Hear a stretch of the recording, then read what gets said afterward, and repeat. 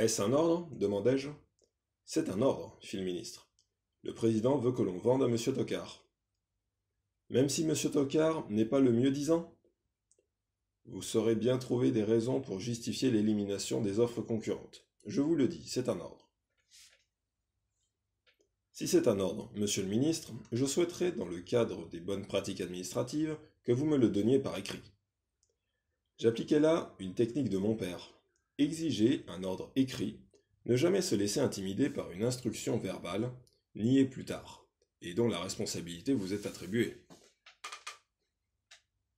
Comme l'ordre écrit peut se retourner contre son auteur, souvent l'affaire en reste là. Je sortis passablement énervé du bureau du ministre, mais décidé à tenir bon.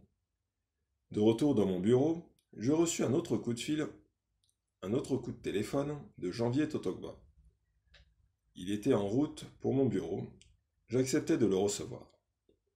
Nous sommes entre gens de connaissance, me dit-il, quand nous nous trouvâmes face à face. Et sans autre fioriture, arborant son sourire des grands jours, il m'annonça. J'ai l'autorisation et l'honneur de vous faire la proposition de rejoindre notre loge de francs-maçons. Ah, celui-là alors, quel phénomène! Il mangeait à tous les râteliers. Ma réponse fut instantanée. Je vous remercie d'avoir pensé à moi, mais je tiens à mon indépendance. Je préfère ne faire partie d'aucun cercle ni d'aucun clan. Vous êtes coriace, vous, me dit-il. En renfrognant la mine, il se fit menaçant. Ou vous êtes avec nous, ou vous êtes contre nous. Sachez choisir votre camp. Il ajouta en me quittant. Vous allez bientôt recevoir les instructions du ministre. Après son départ, une inquiétude s'instilla en moi. Ne me trouvais-je pas en situation périlleuse? À continuer la procédure normale de vente au plus offrant, j'allais en gêner plus d'un. Je devais donc m'attendre à des représailles, n'y gagner que des coups. Mais je me dis en même temps que ce n'était pas une raison pour capituler, pour me plier aux exigences et aux caprices de mes supérieurs hiérarchiques. Vendre au plus offrant, c'était se donner les moyens de payer les producteurs de coton, sans oublier de nettoyer les ardoises du passé. Je devais être inflexible tant qu'on me gardait à mon poste, et si j'étais viré, eh bien je partirais la tête haute. Je rentrais chez moi ce soir-là, bien décidé à ne pas transiger. Le lendemain matin, à la première heure, l'homme au cochon, Bertin Lodonou, s'introduisit à nouveau dans mon bureau. Il était au courant des derniers développements et venait me prier de me montrer arrangeant avec M. Tocard. Je vous ai présenté Totokba, qui vous a présenté M. Tocard. Si vous faites affaire avec ce dernier, j'en aurai des retombées positives. C'est ma chance. C'est ma très grande chance, me déclara-t-il.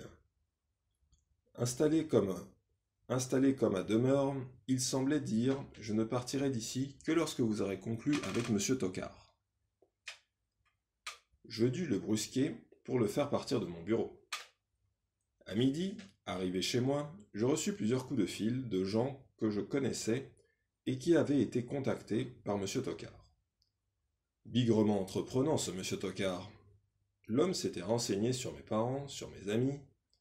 Il les avait rencontrés un à un et tâchait de convaincre les plus complaisants d'entre eux d'intervenir en sa faveur auprès de moi. Ce mercredi-là, en pleine nuit, je reçus la visite de mon cousin, le directeur du cabinet du ministre de l'Industrie. Il avait lui aussi été approché par M. Tocard, dont il vint plaider la cause. Je dus lui expliquer que je m'étais fixé une ligne de conduite à laquelle je n'entendais pas déroger. Aux autres visiteurs qui défilèrent cette nuit-là pour tenter de m'amadouer, je ne précisai pas ma pensée, restant vague et circonspect. L'affaire prenait une tournure irritante, celle de la pression sociale et familiale. Lorsque le banc et l'arrière-banc de votre connaissance vous approchent et vous dit « Ne risque pas ta carrière, fais ce qu'on te demande de faire ». Le jeudi matin, M. Tocard vint dans mon bureau s'assurer que sa tactique avait été payante et que j'étais prêt à en passer par ses volontés. Quand je lui confiai que je m'en tenais à la procédure d'appel d'offres, à la procédure de vente au mieux disant, il entra dans une colère noire et me lança. Vous êtes idiot de vous entêter. J'en connais plusieurs qui aimeraient être à votre place. Je sais maintenant ce qu'il me reste à faire. Il sortit de mon bureau sans plus attendre et se dirigea ouvertement vers celui de mon adjoint. Je ne compris que plus tard ce que cette démarche signifiait.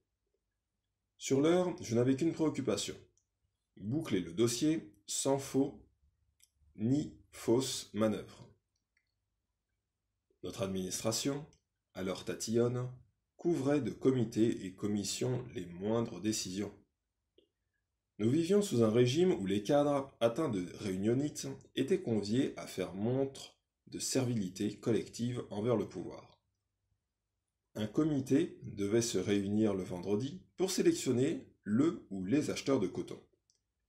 Je me consacrais à la préparation de cette réunion et comme je n'avais bien entendu reçu entre-temps aucune instruction écrite de mon ministre, je recommandais la vente au mieux-disant. Le comité suivit ma recommandation. Un rapport confidentiel fut adressé au ministre, la conscience tranquille, fais ce que doit, advienne que pourra.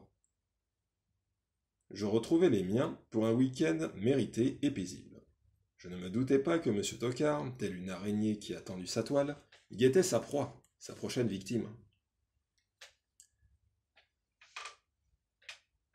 Le lendemain matin,